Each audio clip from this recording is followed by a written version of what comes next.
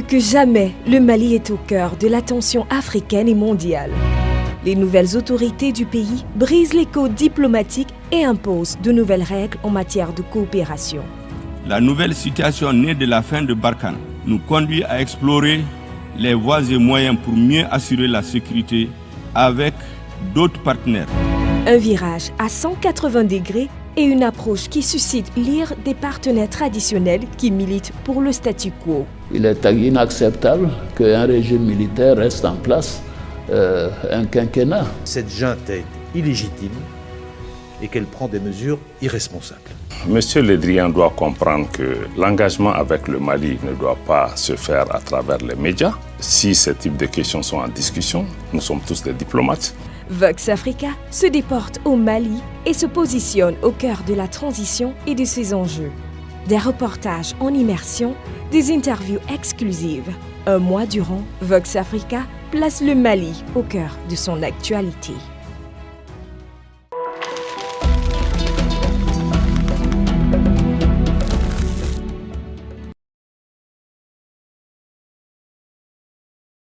Madame, monsieur, bonsoir, bienvenue sur Vox Africa. Nous poursuivons notre série consacrée au Mali et aujourd'hui nous allons parler d'économie. Nous avons la chance aujourd'hui d'avoir monsieur Modibo Mao Makalou qui est un économiste malien très connu au-delà des frontières maliennes et avec lui nous allons analyser la situation économique du Mali qui, comme vous le savez, est toujours sous sanction et il va aussi se projeter pour nous dire comment est-ce que pourrait être l'économie malienne demain malgré les sanctions.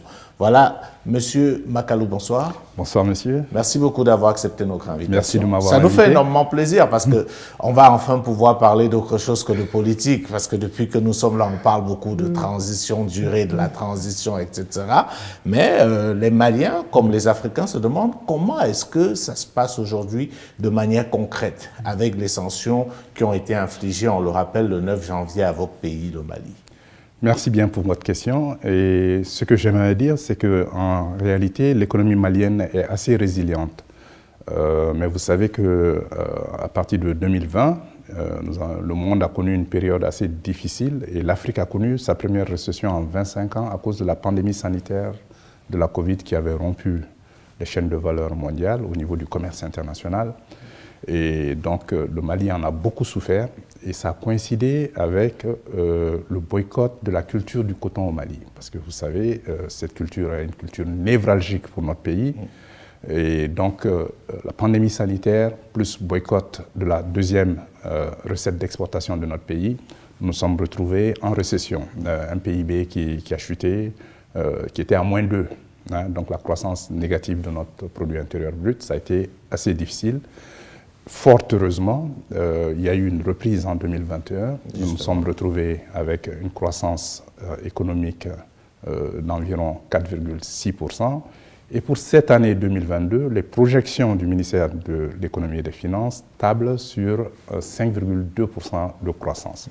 Mais comme vous l'avez dit, depuis le 9 janvier 2022, suite à la conférence des chefs d'État et de gouvernement de la Communauté économique des États de l'Afrique de l'Ouest, CEDEAO, qui regroupe les 15 États de l'Afrique de l'Ouest, membres en fait parce que la CEDEAO est une communauté économique régionale de l'Union africaine, parce qu'il y a 5 entités géographiques. Donc il y a les 15 pays de l'Afrique de l'Ouest qui se retrouvent au sein de la CEDEAO. Ensuite, vous avez l'Union économique et monétaire ouest-africaine, voilà, donc conjointement avec l'UMOA, l'Union monétaire ouest-africaine, c'est-à-dire le CFA, les pays qui partagent le CFA, mais ce sont les mêmes pays. Donc, se sont réunis le 9 janvier et ont quand même pris des sanctions à l'encontre du Mali. Il se trouvait que déjà des sanctions politiques avaient déjà été prises, parce que vous savez, à cause des protocoles de la CEDEAO, une fois sur la bonne gouvernance, la démocratie et la bonne gouvernance, une fois qu'il y a rupture de l'ordre constitutionnel, le pays est suspendu des instances de décision. Justement. Donc cela avait été fait, mais de plus, à partir du 16 septembre 2021, il y a une liste qui a été compilée à l'encontre de 149 hautes personnalités du Mali, c'est-à-dire 121 personnes membre du Conseil national de transition, CNT, qui fait office de l'organe législatif, et 28 membres du gouvernement sur 29. Évidemment, vous aurez compris que le ministre des Affaires étrangères avait été exempté de cette liste de sanctions. Donc, c'était des sanctions politiques ciblées. Jusque-là, moi, en tant qu'observateur de ce qui se passe au niveau de l'intégration économique, ça allait. Mais à la suite du 9 janvier 2022, et avec effet immédiat, on a édicté des sanctions diplomatiques, économiques, financières et commerciales. Donc, tout un panorama de sanctions. Des sanctions, justement. La totale.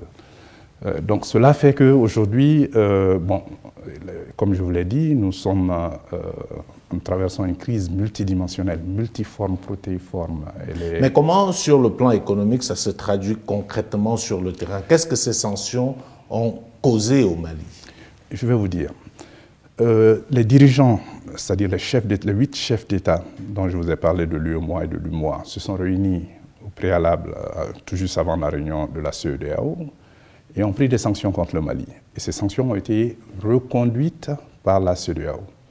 Et au niveau, ce qui m'a le plus choqué, c'est non seulement la fermeture des frontières de notre pays, qui est un pays vaste, semi-aride, enclavé, et comme je vous le dis, qui subit une crise multidimensionnelle déjà, mais aussi il y a eu le gel des avoirs au niveau de la BCEAO, du compte unique du trésor de l'État malien.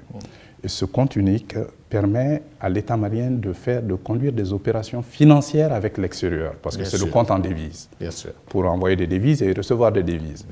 Donc, si vous faites cela, vous empêchez un peu le fonctionnement de l'État, vous paralysez un peu le fonctionnement de l'État au niveau de ses missions régaliennes, mais aussi de ses missions de service public, mais aussi des services sociaux de base, l'éducation, la santé, l'eau potable, etc., l'alimentation, tout cela.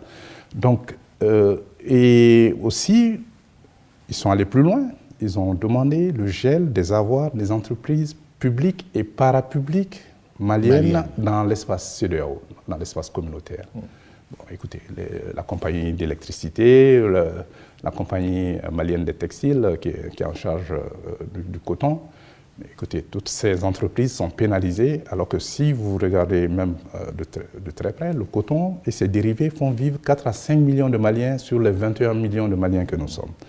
Donc, évidemment, toutes ces sanctions ont été prises pour quelles raisons? Parce que, apparemment, les autorités de la CEDEAO et de l'UEMOA n'ont pas été satisfaites par le chronogramme détaillé que les autorités de la transition devaient fournir à la CEDEAO. Mais écoutez, des sanctions ciblées politiques, d'accord, mais ce ne sont pas les populations qui élaborent ces chronogrammes. Si vous sanctionnez les dirigeants, d'accord, on peut comprendre, mais si vous paralysez l'activité économique, si vous empêchez les populations de se mouvoir, parce que je vais vous rappeler que l'intégration économique, vous savez, l'Union économique et monétaire est le stade suprême de l'intégration économique, parce qu'on commence d'abord par des zones de libre-échange, ensuite vous avez des unions douanières, ensuite vous avez des marchés communs, et vous arrivez finalement à l'Union économique et monétaire où on harmonise des politiques économiques, c'est-à-dire la politique monétaire et fiscale, avec objectif ultime d'avoir une monnaie unique. Nous avons la monnaie unique au niveau de l'UEMOA, avec les 8 pays qui en partagent le franc CFA, et à l'horizon 2027, il est prévu d'avoir une monnaie unique pour les 15 États membres de la CEDEAO. Mais l'intégration économique, son objectif premier, c'est la libre circulation des personnes, des biens, des capitaux, des facteurs de production, du libre établissement pour les citoyens, mais aussi pour les professions libérales. Alors, je voudrais qu'on s'arrête un peu sur ces sanctions qui sont, comme vous le dites, exagérées, violentes, avec pour but, disproportionnées, avec pour but justement de déstructurer totalement l'économie malienne, encore que ce sont des sanctions, comme on a pu le démontrer à plusieurs reprises, et je pense que vous-même vous les avez dénoncées, totalement illégales et illégitimes, puisqu'elles ne reposent absolument sur rien. Moi, ce que je voudrais savoir, parce que je pense aussi qu'au tout début, vous étiez un peu sceptique, qu'est-ce qui justifie justement que 2 mois après, l'effondrement qui était prédit par tout le monde n'ait pas eu lieu? Non, il ne peut pas y avoir d'effondrement. Les États ne vont pas en faillite. Vous savez, si vous prenez l'économie malienne, je vais vous d'abord la structure de l'économie malienne, vous avez 40% du produit intérieur brut, c'est-à-dire l'activité économique, la valeur des biens et des services produit sur notre territoire pendant une année, c'est pour composer à 40% de l'activité primaire, du secteur primaire, agro-silvo-pastoral. Et donc, et agriculture avec un grand A. Et le secteur secondaire constitue 20%, donc les mines et les manufactures, le secteur industriel. Et vous avez 40% encore pour le secteur tertiaire, c'est-à-dire les services, télécommunications, services financiers, etc. Bon, donc, et surtout les transports. Donc vous savez, maintenant, le X, c'est que l'activité économique au Mali, 60% de l'activité économique du PIB est constituée de commerce international. Donc des importations, bien sûr, ce qu'on achète à l'extérieur, et des exportations, ce qu'on vend à l'extérieur. Et donc quand vous fermez les frontières, bien vrai qu'il y ait des exemptions au niveau des biens de première nécessité, des produits de première nécessité, mais surtout des hydrocarbures, parce que les hydrocarbures constituent le premier poste d'importation. Mais aussi, les hydrocarbures, on les importe de chez nos voisins, justement, qui nous ont imposé des sanctions. Mais aussi, les 3 premiers partenaires du Mali sont des pays de l'UEMOA et de la CEDEAO. Et dans l'ordre d'importance, le Sénégal, ensuite la Côte d'Ivoire, ensuite le Burkina. Mais les échanges avec le Sénégal sont tellement importants. Vous savez, en 2019, le Mali est le premier partenaire économique du Sénégal. Les exportations du Sénégal vers le Mali en 2019 étaient d'environ 562 milliards de francs CFA. Et même avec la pandémie sanitaire, nous étions à 475 millions de francs CFA. Alors que le deuxième partenaire du Sénégal, c'est la Côte d'Ivoire, ils sont à environ une centaine de millions. Donc, et la France, c'est 10 fois moins que le Mali en tant que partenaire financier. Donc le Sénégal subit aussi ces sanctions, parce que le Sénégal, nous sommes leur premier client. Peut-être pas autant que le Mali. Vous parlez bien de milliards de francs CFA. Absolument. Nous parlons, tous les chiffres sont en milliards de francs CFA. Sont en milliards de francs CFA. Alors, l'autre question qui revient à l'esprit, j'aimerais vraiment, vous nous avez très bien expliqué cela. Une des questions que tout le monde se pose, c'est comment est-ce que l'État malien arrive à fonctionner avec ses avoirs gelés, avec les avoirs de ces sociétés parapubliques gelées. Par exemple, comment on arrive à continuer à payer les fonctionnaires? C'est une grande question qui revient et qui interpelle. Oui, mais gouverner, c'est prévoir. Je vous ai dit qu'à partir du 16 septembre, on avait commencé à compiler la liste des hautes personnalités qui allaient être sanctionnées. On ne savait pas qu'on allait en venir. Oui, parce que les sanctions de la CEDEAO, elles sont graduelles. On ne peut pas dire qu'on les prévoyait. On ne prévoyait pas avoir des sanctions aussi radicales, aussi inhumaines à la limite. Et puis elles sont supposées être graduelles. Oui. Donc on n'avait pas épuisé la palette des sanctions ciblées politiques d'abord, et on a eu tout le panorama de sanctions économiques, financières et commerciales. Mais je pense que c'était pour asphyxier l'État et puis amener les autorités de la transition à la table de négociation assez rapidement. Donc gouverner, c'est prévoir, mais vous savez, ce compte unique du Trésor, il permet de conduire des opérations financières avec l'extérieur, surtout en devises, parce que vous savez que c'est la Banque centrale qui a en charge la gestion des devises des 8 États. Mais en dehors de cela, vous savez, le Mali, nous avons 3 produits qui constituent l'essentiel de nos recettes d'exportation. D'abord, l'or, et en 2020, l'or constituait 82% de nos recettes d'exportation. Donc, ensuite, vous avez le coton, qui constitue, en 2020, qui constituait 6% de nos recettes d'exportation, et ensuite les animaux vivants, 3% de nos recettes d'exportation en 2020. Donc, si l'État a été prévoyant, en fait, ce compte unique du Trésor, certainement qu'on a dû cesser de l'alimenter depuis belle lurette. Parce que le Trésor a d'autres comptes. Mais c'est celui qui est à la Banque centrale qui est alimenté en devises, qui permet de conduire des opérations en devises. Justement. Mais aussi, vous savez, les recettes fiscales et parafiscales, peut-être que l'État les a collectées et puis les a reversées ailleurs. Donc si je vous dis, si depuis septembre ce processus est en cours, bon, l'État malien a eu au moins 4. Mais combien de temps on va tenir? Combien de temps l'État malien peut tenir? Parce que ça reste quand même une situation précaire. Oui, c'est compliqué, surtout que si vous regardez la loi des finances, c'est-à-dire les charges et les ressources de l'État prévues pour 2022, nous allons avoir un déficit de 618 milliards de francs CFA. Et ce déficit est en grande partie financé sur le marché financier et monétaire de l'UEMOA. Mais vous savez qu'on a été exclu aussi de toute transaction bien sûr. Sur le marché financier et monétaire. Bien sûr. Et ça, c'est très grave, parce que c'est ça qui permet à l'État de financer sa trésorerie à court et à moyen terme, en attendant les recettes fiscales. Et pour 2022, il était prévu environ 1800 milliards de francs CFA de recettes fiscales nettes. Et 90% de ces recettes fiscales étaient basées sur les recettes des impôts et des recettes fiscales des impôts et des recettes douanières. Bon, si vous fermez les frontières, évidemment, les recettes douanières vont baisser. Vont baisser sérieusement. Et si l'activité économique diminue parce que les facteurs de production sont restreints, mais écoutez, vous n'allez pas collecter autant d'impôts. Donc moi, je prévois qu'il va y avoir un collectif budgétaire et je pense que l'État a déjà entrepris de diminuer le coût de son fonctionnement parce que, écoutez, les objectifs de recettes, vous n'allez pas les atteindre. Et la manière la plus simple, c'est de réajuster vos dépenses budgétaires. Mais aussi, certainement, que quand vous travaillez avec des compagnies minières, il y a toutes sortes de possibilités. La production d'or est connue, et puis bon, on peut anticiper sur un certain nombre de choses. Donc je pense que l'État n'aura pas de problème à ce niveau à court terme. Donc vous êtes confiant plutôt pour la suite. Alors l'autre élément important dans ce redressement de l'économie malienne, ou l'un des facteurs aussi qui pourrait permettre de tenir, on en parle beaucoup, et je sais que c'est un sujet qui vous tient à cœur, c'est la lutte contre la corruption. Absolument. Alors, comment est-ce que vous voyez cela? Comment est-ce que cela se passe aujourd'hui de manière concrète depuis que la transition est là?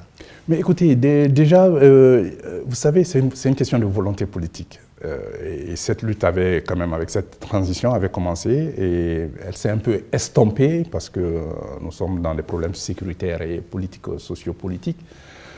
Mais vous savez, c'est vraiment un fléau assez important dans notre société parce que, vous savez, nous sommes dans l'économique. L'économique, ça veut dire que les besoins sont illimités, mais les ressources sont limitées. Et comme je vous l'ai dit, nous avons un déficit budgétaire, des dépenses budgétaires qui approchent les 2749 milliards de francs CFA et des recettes qui sont prévues à 2131 milliards de francs CFA. Donc c'est un écart assez conséquent. Et il faut emprunter pour financer ce budget de l'État. Mais tenez-vous bien, ce budget de l'État est composé à grands coups, ça porte surtout sur le fonctionnement de l'État. Dans le fonctionnement, l'État coûte très cher. Donc cher, 70%, 72% dans la loi de finances 2022, 72% des recettes des dépenses budgétaires sont affectées au fonctionnement de l'État, pas aux dépenses d'investissement. Et si en plus vous regardez la nomenclature budgétaire, la défense et la sécurité est le premier budget de l'État, plus de 20%. Donc si vous avez de la corruption, évidemment, ça va amoindrir la corruption et les détournements de fonds. Les détournements de fonds, et évidemment, les services sociaux de base seront sacrifiés, et même la lutte contre l'insécurité. Parce que aussi, vous avez vu quand même la loi d'orientation et de programmation militaire qui était basée sur 1230 milliards sur 5 ans. Il y a eu un dépassement de plus de 100 milliards, mais il n'y a pas eu d'audit de cette gestion. Et moi, je pense que c'est du ressort de cette transition de clarifier un certain nombre de dossiers. Parce que pour moi, le succès de cette transition, ce serait d'organiser des élections libres, transparentes, apaisées et crédibles. Mais encore faut-il qu'il y ait de la redevabilité. Ceux qui ont été amenés à gérer notre pays doivent rendre des comptes. Mais est-ce qu'on ne court pas le risque d'accuser les autorités de la transition de faire une sorte de chasse aux sorcières? Mais les dossiers sont déjà là. Ce sont des dossiers qu'eux n'ont pas instruits, mais qui étaient déjà là. Mais qui étaient bloqués dans les tiroirs. Oui, qu'on avait quand même mis dans les tiroirs. Il faut commencer par cela déjà. Et je pense aussi que le renforcement de l'état de droit, c'est quelque chose qui me tient énormément à cœur. Parce que, vous savez, le droit, c'est quand même le rempart de la démocratie. J'expliquais que même les litiges électoraux, si la justice n'est pas saine, si la justice ne marche pas, mais vous allez avoir des crises post-électorales. Et pour moi, si cette transition doit déboucher sur une crise post-électorale, elle n'aura servi à rien du tout. Justement. Donc, pour moi, la priorité devrait être la lutte contre la corruption, une bonne gouvernance d'abord, comment nous administrons et gérons notre pays. Est-ce que vous voyez des signaux positifs aujourd'hui avec Nous avons un ministre de la Justice qui a la volonté, mais je ne suis pas sûr qu'il soit appuyé politiquement, que ses supérieurs le soutiennent de manière indéfectible. Peut-être parce qu'ils sont préoccupés par les sanctions de la CEDEAO. Il y a oui, mais qu'on le laisse faire son travail. Ça devient compliqué. Et de plus, si on doit dire que s'il y a la séparation des pouvoirs, qu'on laisse la justice faire son travail. Qu'on laisse la justice faire son travail. Et je pense que c'est du ressort du président de la transition, parce qu'il est le président du Conseil supérieur de la magistrature, et il doit veiller à ce que... Et il avait déjà appelé, il avait tenu une séance du Conseil supérieur de la magistrature à Koulouba, où il a demandé à la justice de faire son travail. Mais on a vu qu'ils avaient commencé de manière fulgurante, après ça s'est estompé, mais il va falloir peut-être reprendre un peu tout cela. Pas de chasse aux sorcières, parce que si on est dans l'état de droit, il va falloir quand même que personne ne soit au-dessus de la loi et que personne ne soit en dessous de la loi non plus. Donc, il faut que cela reste correct. Alors, on va sortir par là, c'est justement l'un des problèmes auxquels le Mali est vraiment confronté, c'est le problème sécuritaire. Quel est l'impact aujourd'hui de cette insécurité sur l'économie malienne? Ça veut dire qu'on a les mouvements rebelles qui aujourd'hui sont confondus au djihadisme. On a aussi toute une partie du territoire qui échappe au contrôle de l'État. Comment est-ce que cela se traduit économiquement? Mais vous savez, il a été établi qu'il n'y a pas de développement sans sécurité. La sécurité et la paix, c'est le préalable à tout développement économique. Et d'ailleurs, même dans les objectifs de nos organisations sous-régionales, y compris la CEDEAO, il a été établi que la stabilité politique et aussi la paix et la sécurité étaient des préalables. Donc la CEDEAO est en train de faire sa mue, de faire des réformes par rapport à cela, mais cela est en train de prendre un ascendant sur l'intégration économique, qui est le principal objectif de ces institutions. Donc, quand l'opération Serval commençait au Mali en 2012, en 2013, pardon, il a fallu que c'était quand même le nord-est, l'extrême nord de notre pays qui était un sujet de préoccupation. Et maintenant, ce sont les 2/3 de notre pays qui constituent un sujet de préoccupation. Malgré toutes ces dépenses, malgré l'armada que nous avons dans notre pays, est-ce que vous savez qu'il y a 61 nationalités qui se trouvent au Mali aujourd'hui, sous le couvert de la mission multidimensionnelle intégrée des Nations Unies pour la stabilisation du Mali, la MINUSMA, 61 nationalités, 16 000 militaires et policiers se trouvent au Mali, en plus étrangers, y compris 10 des 15 pays de la CEDEAO, 12 des 15 pays de la CEDEAO aussi ont des éléments chez nous. Malgré tout cela, le problème sécuritaire s'empire. Pour moi, il faut faire le distinguo entre l'insécurité et les problèmes militaires. La solution n'est pas militaire, la solution est sécuritaire, parce que pour moi, il faut résoudre les problèmes dans leur cause, pas dans leurs effets. Et pour moi, c'est la malgouvernance. C'est à la malgouvernance que nous devons nous attaquer, la lutte contre la corruption, l'impunité, le népotisme, etc. Parce que ce sont des fléaux qui ont rongé notre démocratie, qui est malade, parce qu'après 30 ans de démocratie, il n'y a qu'un seul président qui a pu faire 2 mandats, Alpha Omar Konaré. ATT a été renversé lors de son second mandat, Ibeka a été renversé lors de son mandat. J'ai eu la chance de travailler avec les 3.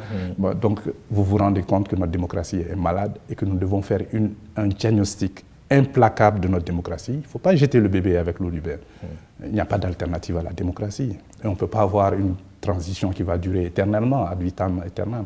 La transition doit être limitée dans le temps. Transition, ça veut dire qu'on part d'un point et on arrive à un point. Et la transition la plus courte est toujours la meilleure parce qu'on ne peut pas s'attaquer à tous les problèmes. Il faut certes entreprendre les réformes les plus difficiles, mais il faut surtout entreprendre... Surtout que les autorités de la transition, qui ne pourront pas être directement candidats, ont tout intérêt à mettre des réformes profondes. Et il faut des réformes fortes. Mais en même temps, on ne peut pas demander de les faire dans la précipitation, parce que quand je vous écoute, s'il faut mettre une ossature sérieuse pour lutter contre la corruption, s'il faut mettre un nouveau système électoral en place, il va falloir un peu de temps. Peut-être pas trop de temps, mais il faut un peu de temps. Alors qu'aujourd'hui, le paradoxe, c'est qu'on dit faites vite. Non, et si on fait vite, on va forcément bâcler. C'est exactement ce qui nous est arrivé en 2013. Il y a un président français qui a dit qu'il serait intraitable sur la date des élections. On a vu le résultat. Le président Ibeka n'a fait que 7 ans sur les 10 ans qui lui restaient. Vous avez raison, mais la transition n'a pas vocation à tout faire. À tout faire, on est totalement d'accord. Elle doit poser les jalons. Oui. Il faut commencer d'abord par les réformes conjoncturelles, celles qu'on peut régler immédiatement, et poser les jalons. Et faire en sorte, comme je l'ai dit, qu'on puisse aboutir à des élections crédibles, transparentes et apaisées. Et le régime qui sera élu pourrait prendre la suite. Mais comme vous l'avez dit, j'ai beaucoup insisté que cette transition doit travailler sur un programme technique actuellement avec la CEDEAO. C'est la faisabilité technique des élections qui doit compter d'abord. Qu'est-ce qu'on peut faire? Il y a le souhaitable, il y a le réalisable. Mais allons vers ce qu'on peut réaliser d'abord au niveau des élections pour qu'il n'y ait pas d'anicroche. Et cela, c'est ce travail qui est en train d'être fait, parce que je crois qu'il y a 2 commissions qui ont été mises en place, une commission technique et une commission politique par la transition, pour travailler, pour avoir ce chronogramme détaillé qui serait raisonnable dans le temps, dans la durée, mais qui serait aussi faisable techniquement. D'accord. Dernière question, et je vous la pose parce que je sais que vous avez coordonné justement ce secteur du partenariat public-privé. Quelle est la place du privé dans l'économie malienne et quel est le rôle que les privés doivent pouvoir jouer dans ce moment où le pays traverse une crise aussi complexe? Bien, vous savez, depuis la pandémie sanitaire, il se révèle que les partenariats privés, plus que jamais, ont leur place aux côtés de l'État. Parce que vous savez, maintenant, il faut dégager des espaces fiscaux, parce que nous sommes dans des difficultés maintenant. Il faut relancer les économies. Vous savez que les critères de convergence avaient été quand même suspendus pour permettre aux États de financer la lutte contre la Covid. Mais en même temps, vous savez, maintenant, nous avons l'inflation qui atteint des proportions jamais atteintes, en tout cas dans notre espace, et dans le monde. L'Union européenne est à 5,8% d'inflation, les États-Unis à environ 5% d'inflation. Et dans l'UEMOA, le Mali, qui n'a jamais dépassé 2%, l'espace UEMOA depuis décembre est à environ 6%. Donc, le panier de la ménagère, le pouvoir d'achat de nos citoyens est attaqué. Donc, si vous ajoutez à cela les effets des sanctions, le Mali aura une double peine, sera doublement sanctionné. Donc, il va falloir que les autorités réfléchissent maintenant à comment améliorer le pouvoir d'achat de nos concitoyens. Et je l'ai toujours dit, il faut consulter le secteur privé, il faut impliquer le secteur privé. Et mon modèle, c'est de s'assurer que vraiment le secteur privé soit le moteur du développement. Parce que nos États, si vous prenez l'État du Mali, c'est moins de 115 000 personnes. C'est 0,6% de la population. Et c'est elle qui, c'est son compte de fonctionnement, 72% des dépenses budgétaires. Alors les 95% de la population sont laissées à elles-mêmes. Il va falloir que nous ayons des croissances économiques plus fortes pour avoir une richesse nationale plus inclusive. Parce que vous savez, si vous prenez même un pays comme le Mali, 60% des personnes de la population se trouvent dans les zones rurales. Et aussi, nous avons la jeunesse qui est là, qui n'est pas prise en compte. 2 Maliens sur 3 ont moins de 25 ans. Et la population double tous les 20 ans. Donc nous avons une bombe à retardement. 300 000 jeunes sortent des écoles chaque année. Il y en a moins de 10% qui ont des emplois. Et quels emplois? Ce ne sont même pas des emplois décents ni durables. Donc ça, ce sont des défis auxquels nos États sont confrontés. Il va falloir qu'on change carrément de paradigme. Il va falloir faire de l'introspection, parce que moi, lors du 60e anniversaire de notre indépendance, j'ai fait le parallèle à ce qui se passait entre l'indépendance et maintenant. Et il se trouve qu'à l'indépendance, on se portait mieux que maintenant. Et alors qu'à l'indépendance, le Mali n'avait que 15 cadres supérieurs, c'est-à-dire des 15 personnes qui avaient fait l'université. Mais la population n'était que de 5 233 000 personnes. Aujourd'hui, nous approchons les 22 millions. Et donc, avec cette jeunesse, taux démographique parmi les plus élevés du monde, et vous voyez, les pays du Sahel ont les plus bas taux de scolarité et d'électrification et d'accès aux services sociaux de base. Donc, cela peut être une explication à la crise sécuritaire que nous endurons, parce que si les gens n'arrivent pas à subvenir à leurs besoins primaires, ils occupent des vastes espaces qui peuvent être des zones de transit pour toutes sortes de trafics d'insécurité, évidemment, bon, vous voyez que le mélange explosif s'y trouve. Merci beaucoup, M. Modibo Mao Makalou, d'avoir accepté de répondre à nos questions. C'était un plaisir.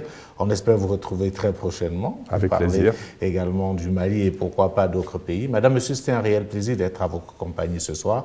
Prenons rendez-vous très prochainement avec un nouvel invité. D'ici là, portez-vous bien. Bonsoir à tous.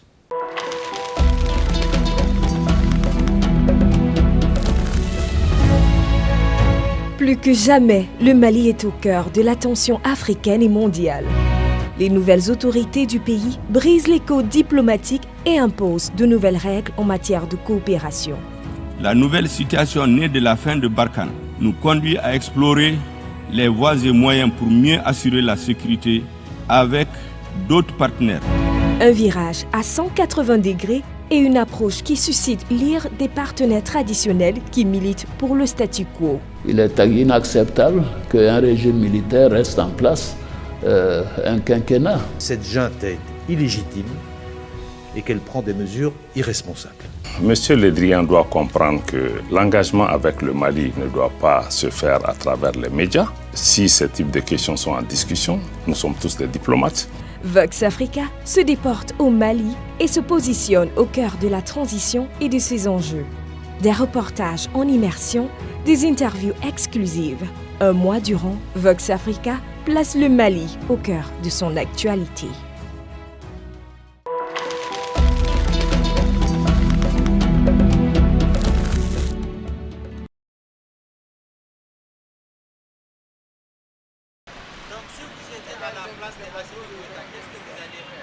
Si j'étais à la place de Assimi Goïta, par rapport à la sécurité, au domaine sécuritaire, c'est vrai, il y a eu des avancées, ça personne ne peut le nier, mais aussi il reste beaucoup à faire, contrairement à ce qu'il y a beaucoup de gens qui disent à Bamako. C'est vrai, le pays est très vaste, très vaste. Nous n'avons pas beaucoup de militaires, c'est pas facile de maîtriser, mais je crois qu'il reste beaucoup à faire. L'autre côté, c'est aussi de rassembler les Maliens autour de lui. C'est vrai, il y a un semblant de majorité qui disent qu'ils le soutiennent. C'est vrai, il a eu le soutien en tout cas d'une frange partie de la population. Pour moi, cela ne suffit pas. Dans certains cas, je crois qu'il y a certains de ses membres qui sont en train de tenir à chaque espace, ils tiennent des discours de vengeance. Je crois qu'en ce moment, je crois que ce n'est pas bon. L'heure n'est pas bon. Il faut qu'ils regardent ces gens-là aussi qui disent que nous sommes des patriotes, comme s'il y a avait des Maliens plus patriotes que d'autres. Je crois que c'est des propos qu'il faut éviter. Monsieur le Président Assimi, en tant que citoyen, vraiment, je salue en tout cas les efforts louables des femmes qui sont en train de faire vraiment des résultats sur le terrain. Moi, je suis vraiment convaincu qu'il y a beaucoup d'avancées. Il y a beaucoup d'avancées par rapport à la sécurité. Mais ce qui reste à faire, le volet politique n'a pas trop avancé. Or, dans un pays, le volet sécuritaire, le volet développement, le volet politique vont ensemble. Donc vraiment, il faut que vraiment je vous invite. Au moins, un conseil, c'est de vous méfier vraiment de ces gens-là qui viennent quand il y a des gens qui s'adaptent à tous les régimes. Vous voyez, autour de vous, il y a des gens qui sont là, qui s'adaptent à tous les régimes. Or, il faut ces hommes, mes gens, le jour où vous aurez des problèmes, ils vont vous laisser comme ils vont dire comme si ils ne vous ont jamais connu. Beaucoup de mouvements se créent. Par le passé, c'était comme ça au temps d'IPK. Les gens se créent des mouvements et prennent de l'argent par-ci par-là et ils transforment ça en valeur marchande. C'est vraiment ce qu'il faut éviter. Et la première des choses, je vous dis, la dernière chose, je dis, à présent, continuez à plaider pour la population. Par rapport à la sanction, comme je l'ai dit, aucun pays ne peut évoluer en vase clos. Une fois de plus, je demande, monsieur le Président, continuez à plaider, continuez à rassembler les Maliens autour de vous pour qu'on ait un Mali émergent et pour que le Mali retrouve sa sécurité et sa quiétude d'entente. Si j'étais le président de la République du Mali aujourd'hui, en état actuel, j'allais tout faire pour rassembler les Maliens, pour que les uns et les autres puissent s'entendre, parler de la même langage. Appeler tous les Maliens de tous les bords, les hommes et les femmes, ceux qui se réclament de l'opposition, ceux qui se réclament, les partisans du pouvoir, j'allais les mettre tous ensemble. Demander ce qu'ils veulent et ce qu'ils peuvent faire pour le Mali et ensemble se donner la main, travailler ensemble pour que le Mali puisse sortir de cette situation. Ceux qui sont au nord du Mali, ceux qui sont au centre du Mali et ceux qui sont même les Maliens qui résident ailleurs, j'allais lancer un appel à tous les Maliens de venir. Les Maliens qui ont servi dans le régime précédent, les Maliens qui n'ont jamais servi du Mali, tous ceux qui peuvent faire quelque chose pour le Mali, vous allez appeler tout le monde sans exception et demander l'aide des uns et des autres pour que le Mali puisse sortir de cette situation. Monsieur le Président de la République, chef de l'État, président de la transition, je vous adresse ce message. Je vous souhaite d'abord un succès dans ce que vous faites. Sachez que tout le Mali et tous les Maliens sont fiers de vous. Je demande à ce que vous ayez encore le courage, que vous redoublez encore l'effort de rassembler tous les Maliens qui sont au Mali et les Maliens qui sont ailleurs, afin que les uns et les autres puissent se donner la main pour que le Mali puisse s'en sortir grand. Nous faisons confiance et nous faisons des bénédictions pour vous pour que cette transition soit un succès. Merci beaucoup. L'Union des jeunes pour la paix et la nation africaine, UJPNA, a lancé ce jour dans la capitale malienne Bamako son Assemblée des citoyens des peuples de l'Afrique de l'Ouest, ACP-WA. Cette assemblée se tiendra pendant 3 jours jusqu'au 26 février sous la forme d'un débat participatif avec pour thème « État et perspectives de la démocratie et de la gouvernance dans l'espace ouest africain ». L'UJPNA, à travers cette initiative, vise à mobiliser les principales personnalités de la société civile dans les différents États de l'Afrique de l'Ouest afin de poser le cadre d'une réflexion permanente sur l'action citoyenne nécessaire à la qualité de la gouvernance démocratique dans la région ouest africaine.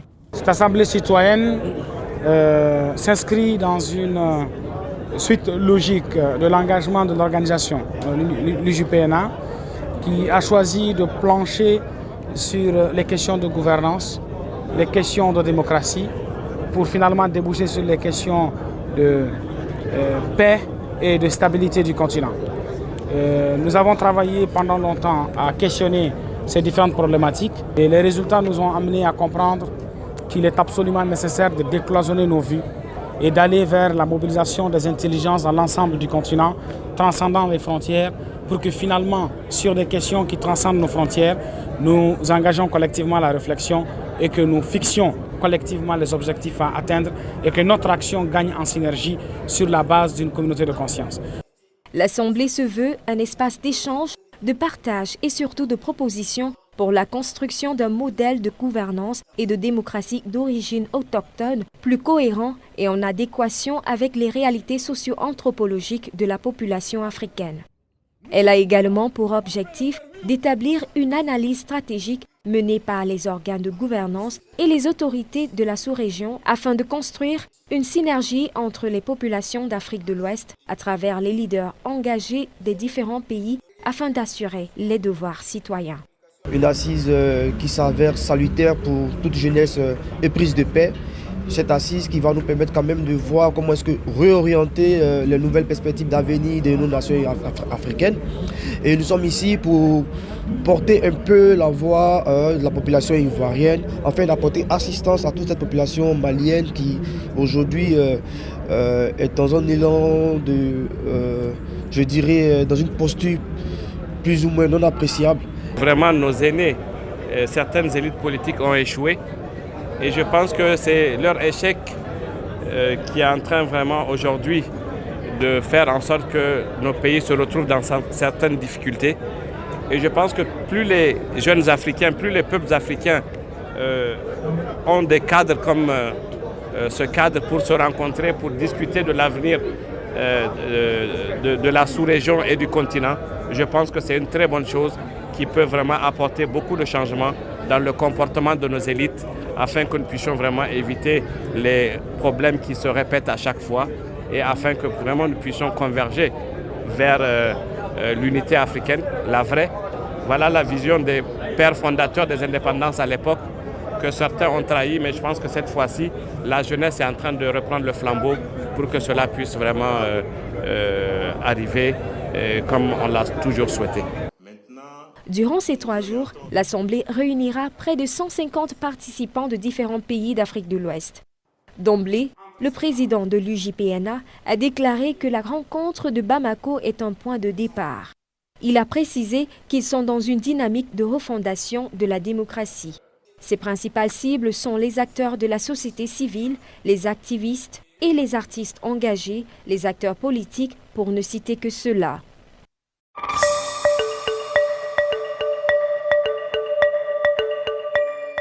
Bonsoir à tous, bienvenue dans cette nouvelle chronique. Nous sommes toujours à Bamako au Mali et dans cette chronique nous voulons parler de l'importance de la solidarité africaine, de l'importance du panafricanisme. Ce qui se joue au Mali est tellement important et c'est un tournant décisif, pas seulement pour le Mali, pas seulement pour les pays francophones, mais au moins pour toute une grande partie du continent africain.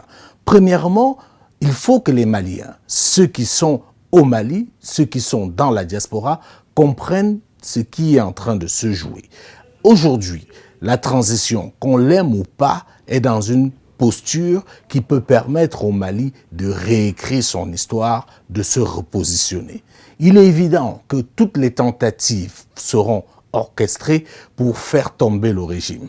Mais pour que ce combat ait un sens, il faudrait que les autorités maliennes puissent compter sur les Maliens. D'abord les Maliens parce que c'est d'eux qu'il s'agit. On ne peut plus continuer à parler du Mali partout, sauf au Mali. On ne peut plus interroger tout le monde pour donner son avis sur le Mali, sauf les Maliens. Il est indispensable que les Maliens fassent bloc et que ce soit eux qui décident de la durée de la transition, des autorités de la transition et de ce qu'ils veulent que leur pays devienne finalement. Et au-delà du Mali, il faut que cette cause, ou alors ce combat, devienne un combat au moins panafricain. Parce que le Mali, à lui tout seul, ne s'en sortira pas, il est évident. C'est pour ça que vous verrez que tout est fait pour justement isoler le Mali. Si le Mali veut changer la donne, si le Mali veut redistribuer les cartes sur la scène internationale et ne peut pas compter sur le soutien de ses voisins, alors je vous dis tout de suite, c'est peine perdue. Si pendant que les nouvelles autorités maliennes essayent de se battre pour faire des choses différemment et que leurs voisins sont en train de faire totalement l'inverse, ça ne marchera pas. Donc ce n'est pas seulement le Mali, ce n'est pas seulement la Guinée, ce n'est pas seulement le Burkina Faso, c'est tous les pays africains, notamment les pays africains francophones qui doivent saisir cette opportunité pour redistribuer les cartes. Il n'est pas question de changer de maître, il n'est pas question de chasser ou d'appeler quelqu'un, il est question de dire où se situent nos intérêts. Et c'est fondamental que nous puissions y aller ensemble, parce que le Mali à lui tout seul ne représente rien et quelle que soit la volonté des autorités de transition, ils se feront avoir à l'usure. Par contre, s'il y a une réelle mobilisation, une réelle prise de conscience des Africains dans ce désir de se libérer définitivement du joug colonial, alors nous aurons une chance de nous en sortir. Madame, monsieur, bonsoir, bienvenue sur Vox Africa. Comme promis, nous sommes au Mali. Nous avons décidé pendant un long moment, plusieurs semaines, de donner la parole aux acteurs maliens, la société civile, des partis politiques et aussi aux autorités de la transition. Question que chacun puisse se faire sa propre opinion de ce qui est en train de se jouer dans ce pays de l'Afrique centrale. Aujourd'hui, nous recevons Moussa Mara. Il a été le plus jeune Premier ministre du Mali. Et j'ai en main un ouvrage, son dernier, Cultivons nos Afriques. Nous allons évoquer cela tout à l'heure avec lui.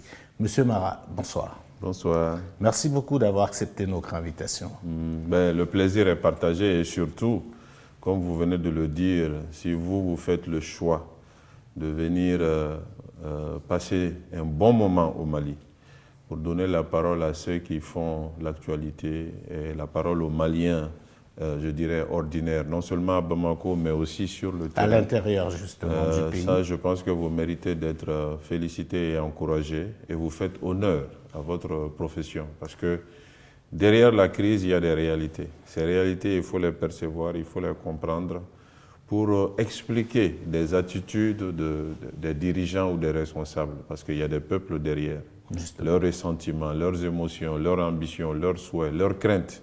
C'est bien de faire sortir cela. Ça permet d'avoir d'autres perspectives qui sont tout à fait utiles. Donc c'est vraiment à votre crédit. Merci beaucoup. Alors on va aller de but en blanc vers ce qui fait problème. On est en pleine transition ici au Mali et il y a beaucoup de discours qu'on entend ça et là. Vous, quel est, en tant qu'homme politique malien, en tant qu'ancien Premier ministre, votre ressenti? C'est quoi la situation au Mali aujourd'hui? Je pense que le Mali, depuis une dizaine d'années, nous sommes au creux de la vague.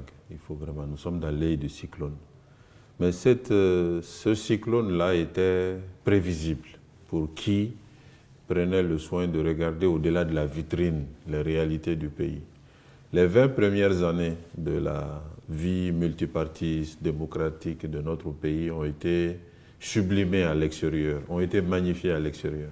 Le Mali, bon élève de la démocratie, avec des alternances, avec une expression libre, une liberté d'opinion certaine, ça a été un peu survendu. Parce que ce Mali démocratique qui se résumait à des élections, à des changements effectivement. Justement, sous la houlette de l'ancien président Alpha Omar Konaré, qui est présenté un peu comme cette figure aussi, Amani Toumani Touré. Absolument. Donc le pays, c'est clair que sur le plan standard des élections, de l'alternance, offrait un visage attrayant.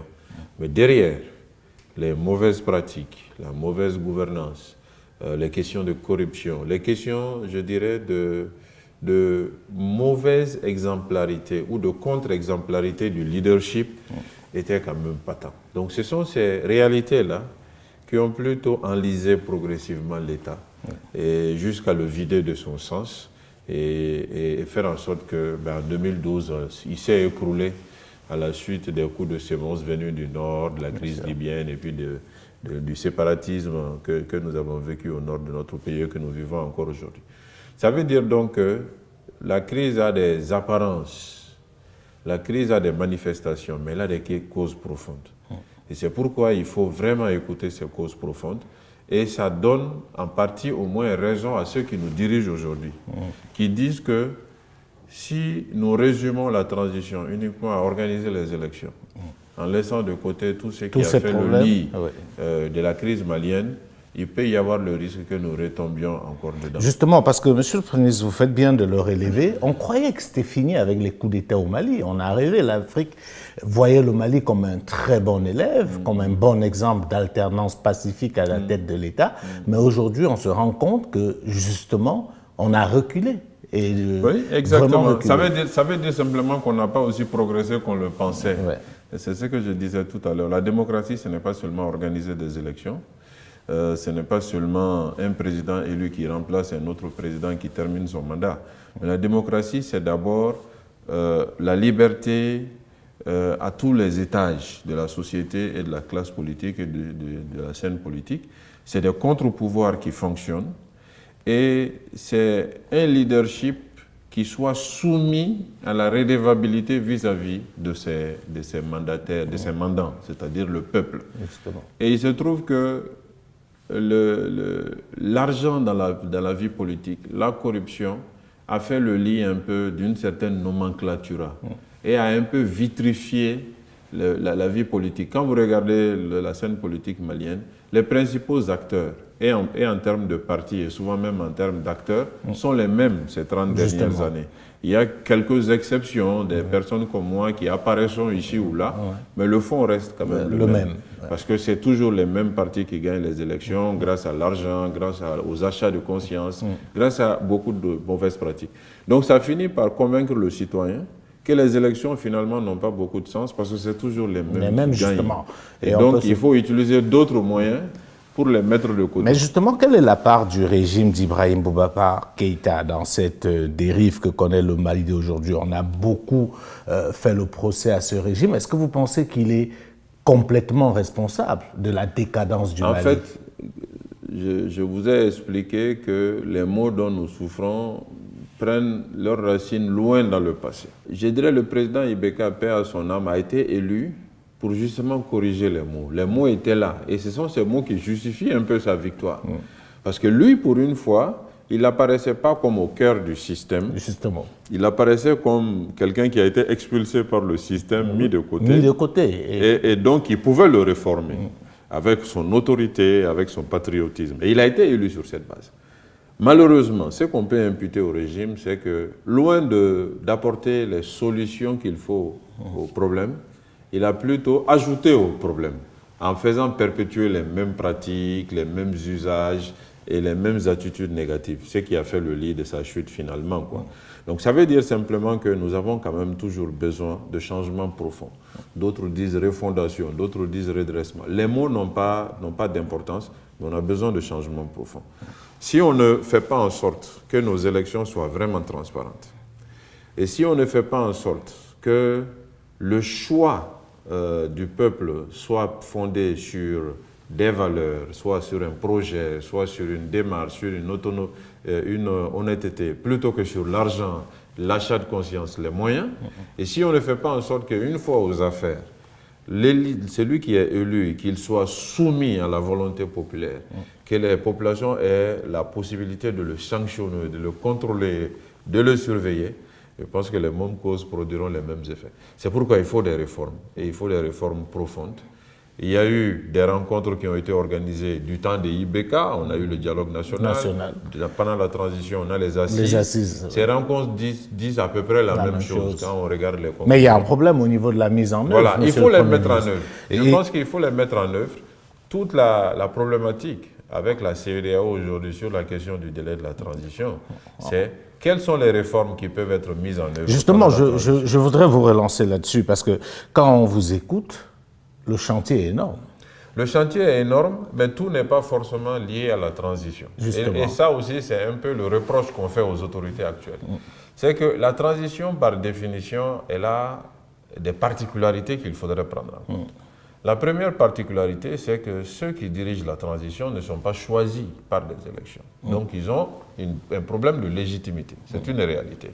Même si... Est-ce qu'on peut vraiment parler de légitimité dans ce cas? Parce qu'on voit quand même qu'il y a un soutien populaire énorme. C'est ce que j'allais dire tout à l'heure. J'ai dit aujourd'hui... L'élection n'est pas forcément gage de légitimité. Je suis tout à fait d'accord avec vous, mais l'élection, jusqu'à preuve du contraire, c'est le meilleur gage de légitimité qu'on ait trouvé. Quoi. Pour l'instant. J'ai dit aujourd'hui, vous avez un sentiment majoritaire pour soutenir la transition. Justement. Mais ce sentiment majoritaire, il peut se retourner. Oui. C'est un peu la problématique. Donc, il y a cette question... Il y a cette particularité. La deuxième particularité est que ceux qui dirigent la transition ne se sont pas préparés à diriger. Ça leur est tombé dessus. Quand vous n'êtes pas préparé à diriger, vous n'êtes pas forcément tous les éléments en main pour prendre les bonnes décisions. Troisième élément, c'est que nous sommes quand même dans un contexte sécuritaire où vous avez des forces armées qui sont sur le terrain. Les forces armées ou la partie des forces armées qui serait à Bamako en train de diriger, ça peut créer des frustrations sur le terrain. Ceux qui sont en train de souffrir vont voir certains qui sont sous les climatiseurs dans les belles voitures. Ça peut créer des difficultés dans l'armée. C'est pourquoi si la transition dure, il y a le risque qu'elle dérape. Parlons justement de cette question de la durée de la transition qui semble être le point d'achoppement entre les autorités de la transition et notamment la communauté internationale, la CEDEAO principalement. Alors il y a deux écoles. Il y a l'école de ceux qui sont dans la précipitation, qui pensent qu'il faudrait que d'ici la fin de l'année, il y ait une élection. Ce sont ceux qu'on peut appeler les ayatollahs de l'élection, qui pensent que l'élection résout tous les problèmes. Il y a une autre école qui dit qu'il faut du temps pour mettre un certain nombre de préalables, pour que la transition ne dure pas éternellement, mais aussi pour qu'à l'issue de la transition, on ne replonge pas dans une crise. Vous êtes plus de quelle école? Je dirais... Quand vous présentez comme ça devient très facile de dire on est de la deuxième école. Mais il faut faire attention, parce que ceux qui disent que la transition doit durer un minimum, beaucoup d'entre eux vont jusqu'à dire que la transition, ça doit durer 5 ans, ou ça doit durer 4 ans.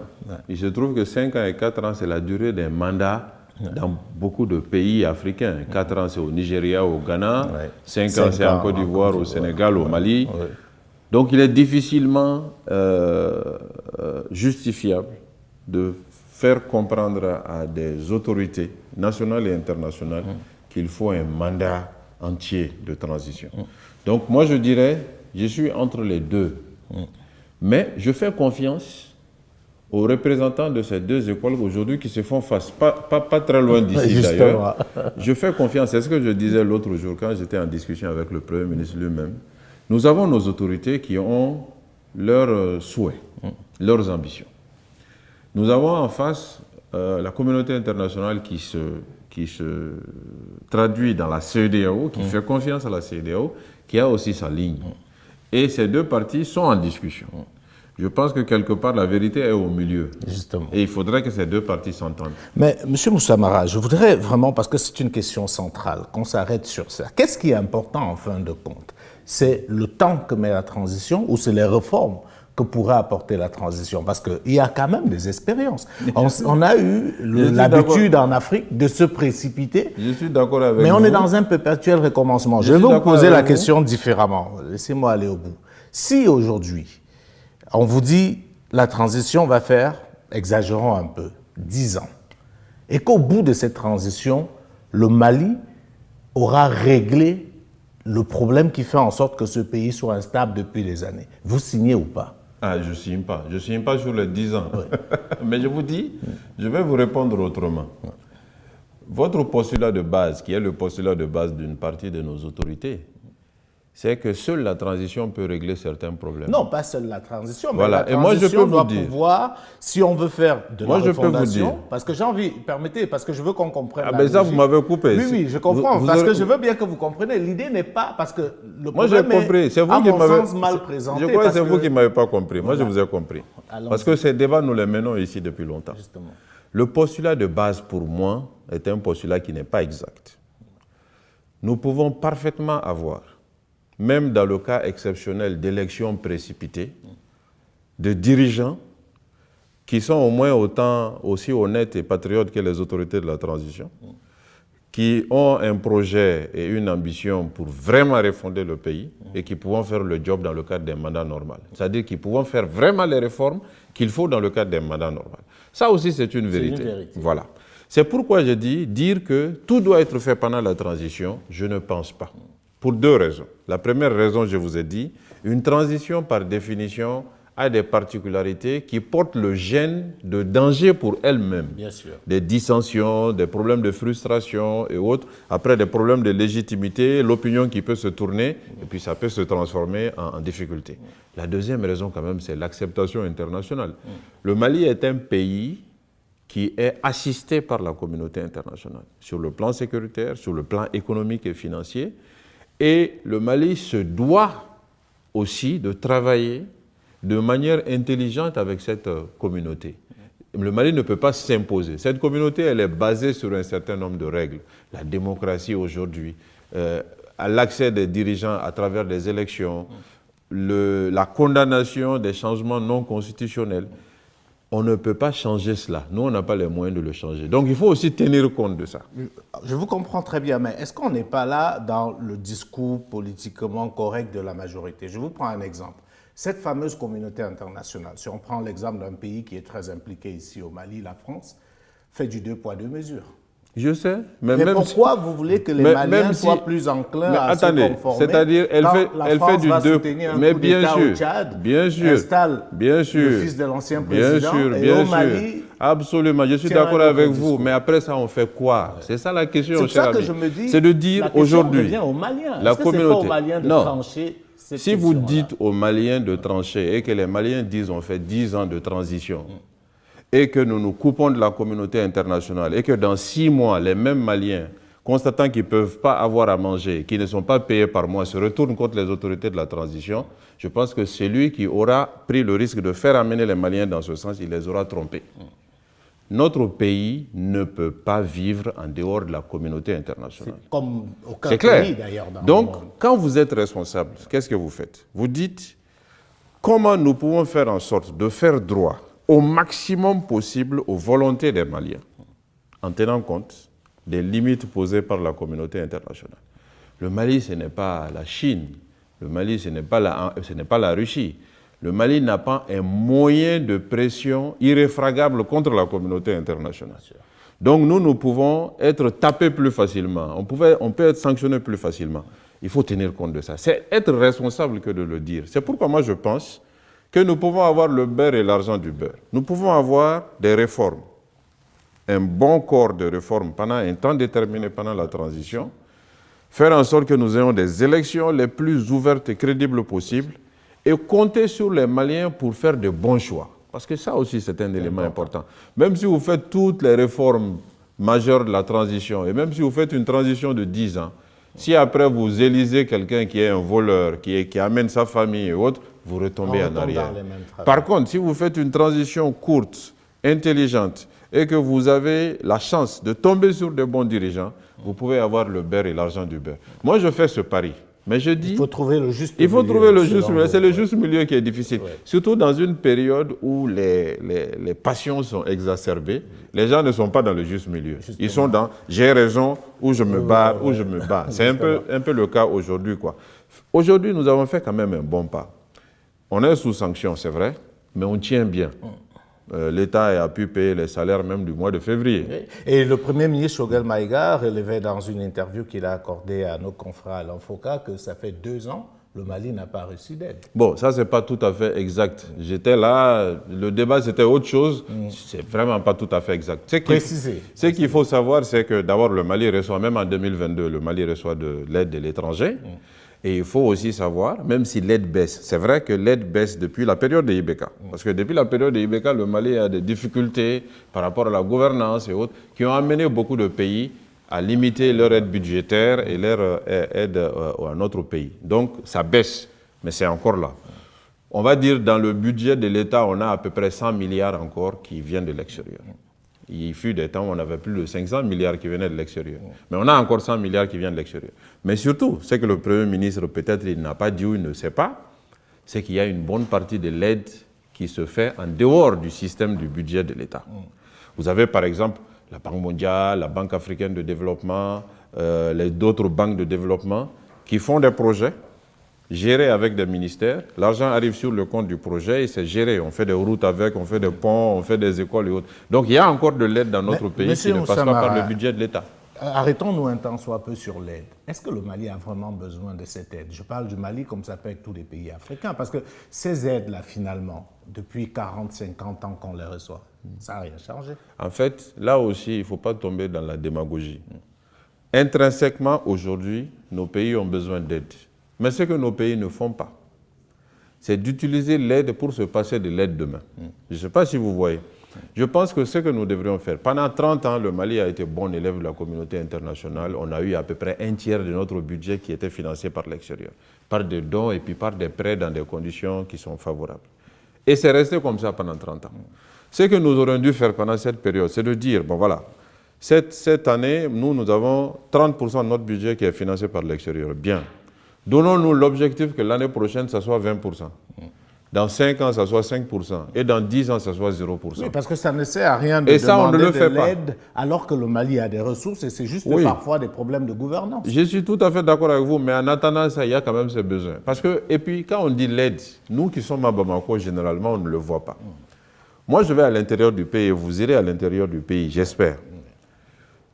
Vous avez des endroits de notre pays où toutes les pistes rurales sont financées par l'aide extérieure. Vous avez des endroits de notre pays où même le bâtiment du conseil régional est construit par l'aide extérieure. Donc, celui qui va dire, moi je veux que tout s'arrête tout de suite, il ne voit pas forcément l'impact de ça. Oui, mais M. Mara, moi je crois que le problème est beaucoup plus profond. Ce que la majorité des Africains aujourd'hui, ce que l'opinion publique africaine aujourd'hui dénonce, c'est à quoi ça sert d'avoir des gens qui viennent s'installer sur vos territoires, pillent vos ressources, signent des contrats léonins et vous envoient quelques miettes en guise d'aide. La question de la souveraineté est au cœur. Est-ce que si le Mali avait la main mise sur ses ressources, elle aurait besoin de commander une quelconque aide à qui que ce soit? D'abord, la première chose, c'est que les choses ne sont pas aussi simples que ça. Ça, ce sont des étiquettes ou des poncifs. Non, mais c'est aussi des réalités. Non, ça, je peux vous dire, j'ai été Premier ministre. J'ai été Premier ministre. Faites-moi un tout petit peu confiance. Allez-y. Les choses sont un peu plus compliquées que ça. Si c'était aussi facile de sortir nos pays des difficultés, je pense qu'on l'aurait fait depuis longtemps. Nos dirigeants ne sont peut-être pas exemplaires, mais ce ne sont pas des idiots vendus à l'étranger aussi. Enfin, ça, franchement, vraiment, il est bon que nos auditeurs et nos téléspectateurs comprennent cela. Les choses sont un peu plus compliquées. Moi, je vous ai dit tout de suite, vous avez, par exemple, 4 millions de Maliens qui sont aidés alimentairement par la communauté internationale. Moi, je veux bien que dans 5 ans ou dans 10 ans, il y ait 0 Malien aidé. Mais dire aujourd'hui que je peux dire à la communauté internationale, sortez de chez moi, je vais nourrir les 4 millions, c'est faux. Vous allez avoir des dizaines de milliers qui mourront de faim. Donc ce qu'il faut que nous fassions, c'est que nos dirigeants d'abord soient transparents. Et ça, nous avons eu des difficultés. Que nos dirigeants disent au peuple, voilà aujourd'hui le budget de l'État, voilà la partie qui est financée par l'extérieur. Maintenant, nous tous, battons-nous pour que demain et après-demain, la partie financée par l'extérieur diminue jusqu'à disparaître. Et qu'on s'accompagne sur un temps déterminé dans ça. Nos dirigeants n'ont pas fait cet effort et nous n'avons pas une société civile qui l'a aussi exigé. Quelque part, la société civile aussi est un peu complice des détournements et autres. Après, sur la question des contrats léonins, que nos dirigeants publient les contrats. Nous avons telle mine de notre pays, voilà le contrat que nous avons signé avec tel acteur. Voilà nous, ce que nous gagnons, voilà ce qu'ils gagnent, voilà la partie, ses obligations, voilà nos obligations. Si on commence à faire ça, je pense qu'on va dégonfler beaucoup d'images, quoi. Les choses sont un tout petit peu plus compliquées que ça. Alors, l'un des gros problèmes au Mali, c'est le problème sécuritaire, avec le djihadisme notamment. Absolument. On a récemment le départ annoncé de la France et de ses alliés, et les gens sont inquiets, autant au Mali qu'à l'extérieur. Vous, comment est-ce que vous voyez ça? Comment est-ce que le Mali va régler ce problème sécuritaire avec ce partenaire qui a décidé de partir? Très sincèrement, et ça, je pense que vous le verrez, moi je ne pense pas que les Maliens soient si inquiets que ça. Peut-être on est plus inquiets à l'extérieur du Mali que dans le Mali. Parce que ce qui se passe aujourd'hui, aussi regrettable que cela puisse être, est souhaité par les Maliens. Et si la démocratie est quand même la volonté du peuple, il faut aussi l'écouter. C'est-à-dire les Maliens veulent que la France quitte et qu'on crée les conditions d'un nouveau départ avec la France. Donc la France va quitter militairement. Elle va quitter dans un délai déterminé. Le Mali continuera à exister. Je ne pense pas que le Mali va s'effondrer. Ça va être difficile, mais quelquefois il faut passer par des moments difficiles pour s'en sortir. Si on ne nous responsabilise pas, je pense que nous serons toujours des éternels enfants et on ne saura pas faire les efforts. Souvent, il faut se jeter à l'eau pour apprendre à nager. Moi, je pense qu'il ne faut plus se lamenter sur le lait versé. La France va partir. Il faut maintenant que nous nous posons la question comment nous, avec nos forces armées de sécurité, nous pouvons travailler pour que là aussi, comme c'est le cas de l'aide, que d'ici quelque temps, que ce soit les forces armées maliennes seulement qui soient sur le territoire national pour assurer la sécurité du Mali. Il y a un frémissement. C'est-à-dire, depuis quelques mois, on sent vraiment on voit, il y a une volonté d'aller de l'avant. Nous sommes pour l'instant juste à Bamako. On ira, comme vous l'avez dit, sur le front. Moi, je l'ai vu sur le terrain. On ira voir, mais les informations que nous avons sur le terrain montrent qu'il y a comme un regain. On peut le dire. On peut le dire, je l'ai vu sur le terrain. Maintenant, il faut que nous tous, les Maliens, société civile, classe politique, que nous nous mettions derrière nos forces armées de sécurité. Et que nous leur disions, maintenant, là, il n'y a plus de repli tactique. Avancez, faites en sorte que l'administration avance avec vous, permettez que les préfets, les sous-préfets, les écoles puissent être de nouveau opérationnels et que la vie reprenne. C'est la seule condition pour qu'on puisse vraiment gérer la question du terrorisme. Il y a beaucoup d'autres éléments, il y a les questions économiques, les questions sociales, culturelles et religieuses, mais sans la force armée, sans la sécurité, rien de cela n'est possible. Donc mobilisons-nous derrière nos forces et avançons. Justement, pour cette question, parce qu'il est quand même question aujourd'hui, vous qui avez été Premier ministre, vous êtes mieux placé pour en parler, le bilan de cette intervention internationale. Nous qui observons de loin, d'ailleurs je me rappelle que j'ai fait une chronique il y a 2 ans là-dessus, où je disais que le problème ne peut pas être présenté comme la solution. Vous, quel est le bilan que vous faites de Barkhane, Takuba, Serval et tout, 9 ans après? Vous savez, quand vous vous fixez des objectifs que vous n'avez pas les moyens d'atteindre, ça se termine toujours en queue de poisson. Serval, les objectifs étaient plus simples. Serval, c'était de venir stopper l'avancée des colonnes sur Sévaré au centre de notre pays. Ils avaient dit détruire, hein, ils avaient dit oui, bon, quel que soit Alpha, stopper, permettre au Mali de récupérer les régions du Nord, et permettre la sécurité et détruire les groupes terroristes. Ça s'est fait en grande partie, il y a quand même l'exception de Kidal. Et ça, c'était une erreur de la France. D'enclaver Kidal, de sanctuariser Kidal et de créer les conditions pour que les groupes armés, les groupes rebelles qui avaient été défaits par les terroristes, que les groupes rebelles reprennent pied dans Kidal et fassent de Kidal un sanctuaire. Ça, je pense que le retournement de l'opinion nationale a commencé à partir de là. Quand Serval est arrivé, les Maliens étaient vraiment très contents et avaient une grande gratitude à l'égard des Français. Mais quand les Maliens ont compris que, bon, on nous a libéré Tombouctou, Gao, mais on ne nous a pas aidé à libérer Kidal, on dit, ah, il y a peut-être quelque chose qui est en train de se passer. Ça, c'est une erreur de la France. Et il y a des acteurs en France, y compris au niveau des autorités, qui le reconnaissent. Parce que ça a fait que les groupes terroristes... Est-ce que c'était vraiment une erreur de la France? Est-ce que ce n'était pas dans sa stratégie, dans sa tactique? En fait, ce que Parce je que vous parler dis... une erreur, c'est quelque chose qu'on n'a pas vu venir. En fait, moi, ce que je peux vous dire, c'est quand on est responsable, on ne fait pas d'accusation sans preuve. Moi, je n'ai pas preuve que c'était sciemment organisé. Donner le temps aux terroristes de se réorganiser pour encore envahir le Mali. En ce moment-là, il fallait simplement laisser les colonnes terroristes avancer en janvier et ne pas venir, quoi. Moi, c'est ce que je vois. Non, la France, enfin, je ne vous apprends rien. La France est coutumière du fait. Je parle de la France parce que c'est le cas de la France au Mali. Mais généralement, la puissance internationale, quand on les voit dans les zones notamment en conflit, elles sont toujours dans une logique de tampon, de 2 poids 2 mesures. Moi, ce que je peux vous dire, on vous aide un peu, mais on laisse passer de l'autre côté pour vous mettre sous pression. Moi, ce que je peux vous dire, c'est que moi, personnellement, je ne fais pas d'accusation sans preuve. Je dis il y a eu une erreur de commise parce que c'est cette erreur qui a finalement permis à ce que, d'abord, l'irrédentisme séparatiste soit remis au goût du jour, et ça a entraîné des difficultés au Mali par ailleurs, et ensuite que les groupes terroristes aient un minimum de sanctuaires pour se réorganiser, et puis ensuite se répartir sur le territoire. Voilà. Donc ça, c'est une erreur. On ne combat pas le terrorisme, ou du moins on ne vainc pas le terrorisme par la force militaire. La force militaire est nécessaire pour contenir, pour créer les conditions d'autres types d'interventions. C'est peut-être à ce niveau que les objectifs ont été pour moi mal calibrés. Maintenant, la question essentielle, la France part, le bilan n'est pas un succès. On va le dire comme ça. D'autres disent c'est un échec. Moi, je veux dire que ce n'est pas un succès. C'est une façon de dire que c'est un échec. Ils partent. Le plus important, je vous le dis, c'est que les forces armées maliennes, les forces de sécurité, l'État malien et la nation malienne s'organisent pour que demain et après-demain, nous n'ayons besoin d'aucune force étrangère pour nous sécuriser. C'était le cas au Mali il y a une trentaine d'années. Le régime de Moussa Traoré, il lui a reproché la dictature, il lui a reproché un certain nombre de choses, mais il ne lui a pas reproché la sécurisation de notre territoire. Voilà. Donc il faut qu'on puisse récupérer ça. Il y a d'autres pays qui sont arrivés à le faire. Certains sont plus grands que le Mali, d'autres plus petits. Certains sont plus pauvres que le Mali, d'autres plus riches. Il n'y a pas de raison que nous n'arrivions pas à le faire. Pour moi, aujourd'hui, c'est ce qu'il faut regarder.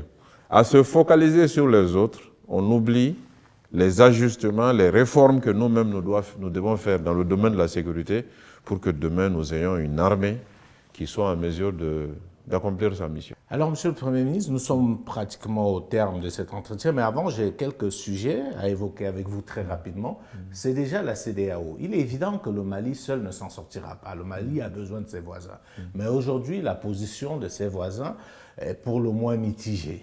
Même si on sait qu'aujourd'hui, grâce à la Mauritanie et à la Guinée, le Mali arrive à ne pas se retrouver totalement isolé, il y a le Sénégal, la Côte d'Ivoire qui ont une position beaucoup plus ambiguë. Aujourd'hui, comment on fait avec la CEDEAO? Et surtout, comment est-ce que vous avez, à titre personnel, apprécié ces sanctions très sévères de la CEDEAO? Vous avez dit très sévères qui touchent les populations. Et je vous ai dit, on a 4 millions de Maliens qui, en période normale, ont besoin d'aide alimentaire. Avec ces sanctions, le nombre va sans doute grimper. Et ce sont ces populations qui sont les plus démunies, les plus pauvres. Donc les sanctions touchent les populations, il faut qu'elles soient levées. Moi, je n'entre pas dans les discussions sur la justification, la non-justification. Le Mali a d'ailleurs eu une bonne attitude puisque le Mali a porté plainte. Oui, parce que les sanctions sont un peu grossières. Voilà, c'est l'état de droit. Quand on lit les textes de la CEDEAO a outrepassé ses pouvoirs avec ces sanctions. Oui. Vous savez, peut-être c'est le péché mignon que j'ai après avoir été ministre et Premier ministre. Moi, je me dis, la CEDEAO est une organisation internationale dont le Mali est membre fondateur. Le Mali, par le passé, a eu à sanctionner des pays, la Côte d'Ivoire, le Niger, qui ont connu des situations de ce type. En fonction de la partie de la barrière où on se trouve, on n'a pas toujours la même appréciation. Le plus important, c'est d'en sortir rapidement. Le Mali a engagé un processus de dialogue. On s'est organisé. Nos autorités ont mis en place une équipe technique et une équipe politique. La CEDEAO a accepté de travailler avec l'équipe technique la semaine dernière. La CEDEAO est aujourd'hui au Mali pour discuter avec l'équipe politique. Il y a eu une première discussion. Et il y a une deuxième discussion qui n'est pas loin d'ici, là où nous nous trouvons. Moi, je veux faire confiance d'abord à l'esprit des responsabilités et de notre côté, du côté de la CEDEAO, parce que l'embargo du Mali ne pèse pas seulement que sur le Mali. Bien sûr, le Mali est le premier client du Sénégal. Donc si le Mali ne commerce plus, le Sénégal souffre. Le prix de la viande bovine est en train d'augmenter à Abidjan. Le chef de l'État ivoirien lui-même l'a annoncé. Donc cet embargo n'arrange personne, au contraire, ça nous crée des problèmes. Il faut qu'on puisse le lever le plus rapidement. Je fais confiance à ces deux équipes et j'espère qu'il va y avoir un accord. Quel que soit l'accord, je demande simplement à l'ensemble des acteurs politiques maliens, de la société civile, d'accompagner. Que nous aussi, on ne vienne pas ajouter un problème politique à un autre problème diplomatique. Justement, est-ce que ce n'est pas l'occasion aussi de penser à réformer cette CEDEAO qui visiblement est totalement inadaptée, qui est aujourd'hui contestée, n'arrive pas à apporter la solution? Le but de la CEDEAO, ce n'était pas de mettre des pays membres en difficulté, c'est davantage d'aider. Mais aujourd'hui, on a l'impression, est-ce qu'il ne faut pas une réforme profonde et une redéfinition du rôle de cette institution? Vous savez, les institutions sont un peu le fruit de la volonté de leurs membres. Il se trouve que les peuples, en termes d'exigence de bonne gouvernance, de transparence, sont généralement en avance sur les États. Et donc les attentes des peuples par rapport à la CEDEAO sont sans doute beaucoup plus prégnantes, importantes, que la volonté des chefs d'État, des administrations de réformer. Sinon, la CEDEAO a engagé un processus de réforme l'année dernière. Tout le monde a vu que les gens ont mis sur le même plan un coup d'État et un coup d'État constitutionnel. Justement. Et il se trouve que le coup d'État constitutionnel ne fait pas partie des choses répréhensibles dans les textes de la CEDEAO. Donc la CEDEAO a engagé un processus de réforme pour que les troisièmes mandats, les fameux troisièmes mandats, soient aussi considérés comme des moyens non constitutionnels de se maintenir ou d'arriver au pouvoir. Et peut-être demain, nous aurons ça. Maintenant, après, il faut que nous ayons aussi des États et des chefs d'État et des animateurs, leaders, qui soient peut-être plus réactifs, plus actifs, pour que nous puissions mettre nos institutions communes au diapason de l'attente des peuples. Les peuples sont en avance sur nos institutions. Cela est vraiment incontestable. Alors, parlons de ce livre. Je n'ai pas eu la chance de le lire avant parce que vous l'avez apporté juste à l'occasion de cette interview. Cultivons nos Afriques. Alors, de quoi est-ce qu'il parle? C'est un livre qui parle de culture. Pour une fois, moi je suis un homme de chiffres, je suis un expert comptable, mais j'ai écrit à peu près 6 à 7 livres sur des sujets plus durs.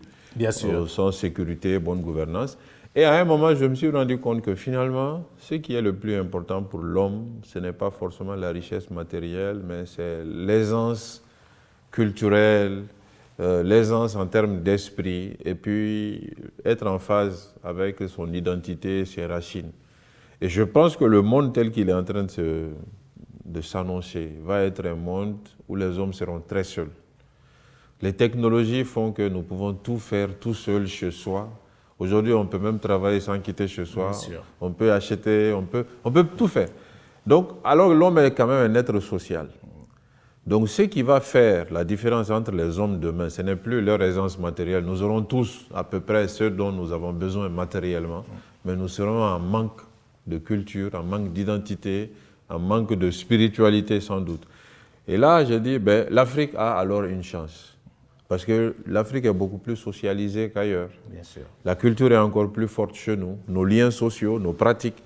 Si nous arrivons de manière intelligente à conceptualiser nos pratiques, nos cultures, pour en faire des véritables produits, à mon avis, les autres viendront vers nous. Et peut-être c'est nous qui accueillerons les autres comme des émigrés culturels demain et après-demain. En tout cas, c'est le merci. sens du livre. Merci beaucoup. Nous aurons l'occasion de le lire et de le faire lire. Je rappelle à nos téléspectateurs, c'est le dernier livre de Moussa Mara, Cultivons nos Afriques pour une renaissance culturelle africaine. Merci. Alors, dernière question, c'est l'actualité qui nous l'oblige, l'Ukraine. Oui.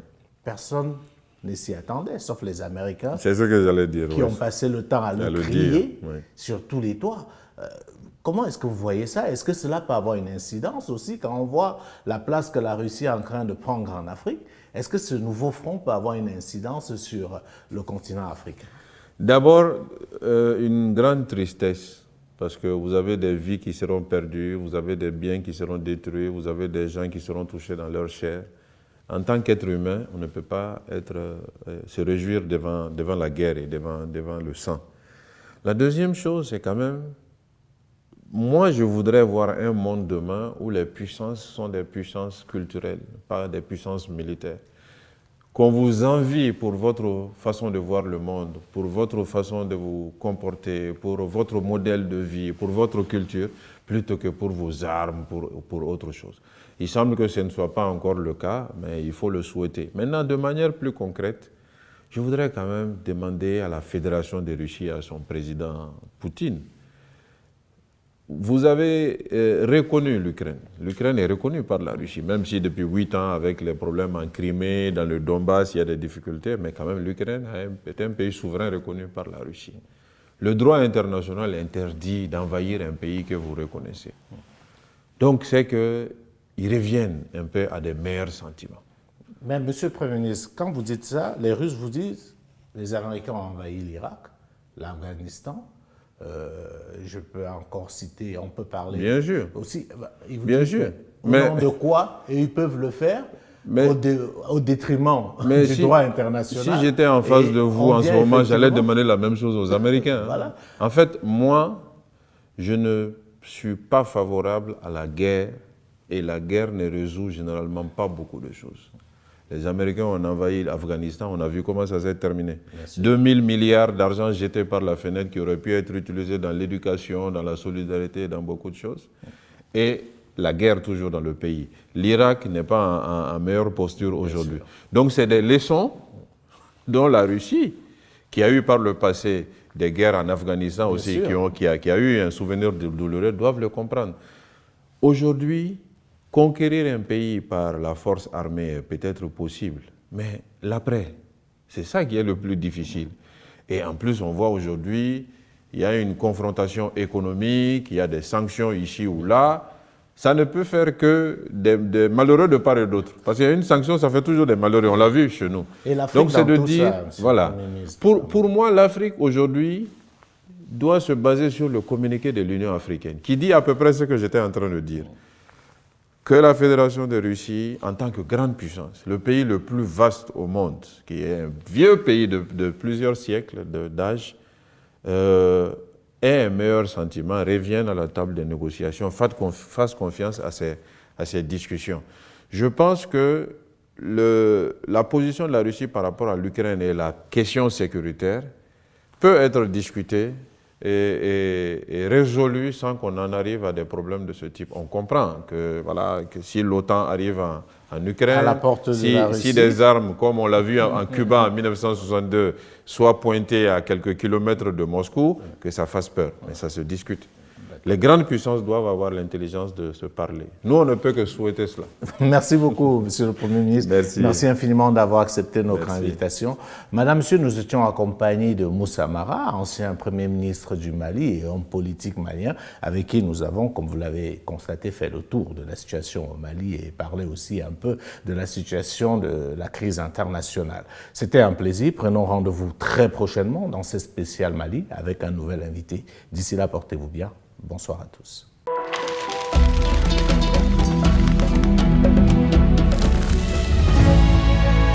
Plus que jamais, le Mali est au cœur de l'attention africaine et mondiale. Les nouvelles autorités du pays brisent les codes diplomatiques et imposent de nouvelles règles en matière de coopération. La nouvelle situation née de la fin de Barkhane nous conduit à explorer les voies et moyens pour mieux assurer la sécurité avec d'autres partenaires. Un virage à 180 degrés et une approche qui suscite l'ire des partenaires traditionnels qui militent pour le statu quo. Il est inacceptable qu'un régime militaire reste en place un quinquennat. Cette junte est illégitime et qu'elle prend des mesures irresponsables. Monsieur Le Drian doit comprendre que l'engagement avec le Mali ne doit pas se faire à travers les médias. Si ce type de questions sont en discussion, nous sommes tous des diplomates. Vox Africa se déporte au Mali et se positionne au cœur de la transition et de ses enjeux. Des reportages en immersion, des interviews exclusives. Un mois durant, Vox Africa place le Mali au cœur de son actualité.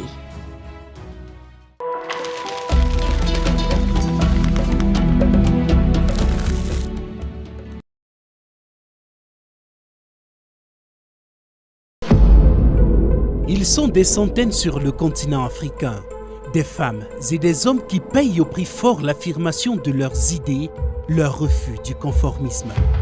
Face à la persécution la plus extrême, ils clament haut et fort leur rêve d'une Afrique libre, grande et prospère. Ils sont otages de leurs opinions.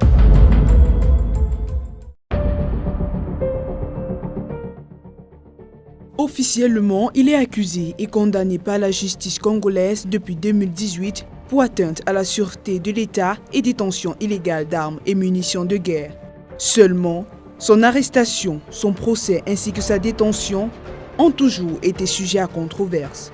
D'après les organisations de défense des droits de l'homme accréditées à Brazzaville, le général Jean-Marie Michel Mokoko paie le prix de sa rupture avec le régime du président Denis Sassou Nguesso. Celui qui est aujourd'hui prisonnier était il y a quelques années encore le chef d'état-major de l'armée de la République du Congo. À ce titre, il était un proche conseiller du président Denis Sassou Nguesso, notamment sur les questions de sécurité. Seulement, la rupture va se consommer entre les deux hommes. Le général ne supportant plus l'orientation donnée au pays par le président Sassou Nguesso. Il décide alors de contester son mentor non pas avec les armes, mais dans les urnes lors de la présidentielle de mars 2016, ce qui sera considéré comme un affront par le régime de Brazzaville.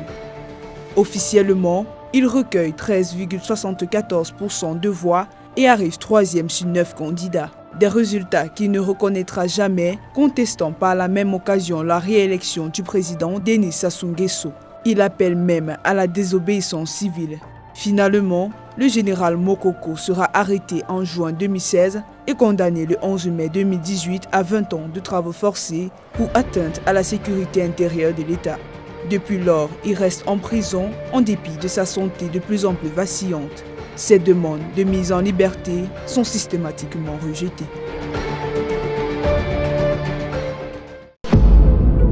Ils sont des centaines sur le continent africain, des femmes et des hommes qui payent au prix fort l'affirmation de leurs idées, leur refus du conformisme. Face à la persécution la plus extrême, ils clament haut et fort leur rêve d'une Afrique libre, grande et prospère. Ils sont otages de leurs opinions.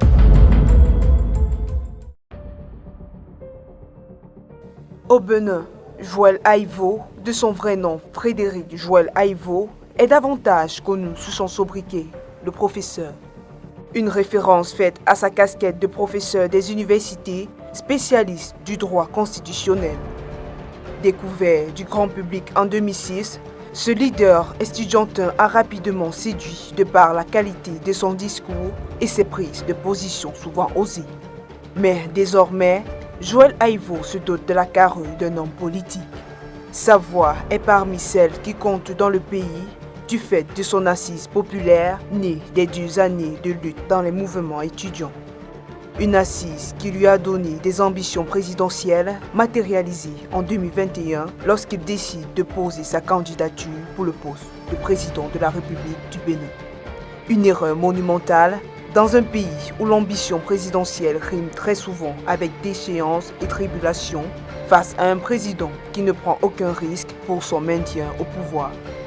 Comme dans le schéma classique des opposants trop ambitieux, la course au fauteuil présidentiel de Joël Aïvo ne traversera pas le premier filtre, celui de la Sénat, la Commission nationale autonome du Bénin, qui rejette sa candidature. Dans la foulée, Le rouleau compresseur de la justice s'abat sur lui, alimenté par des accusations de complot contre l'autorité de l'État et blanchiment de capitaux.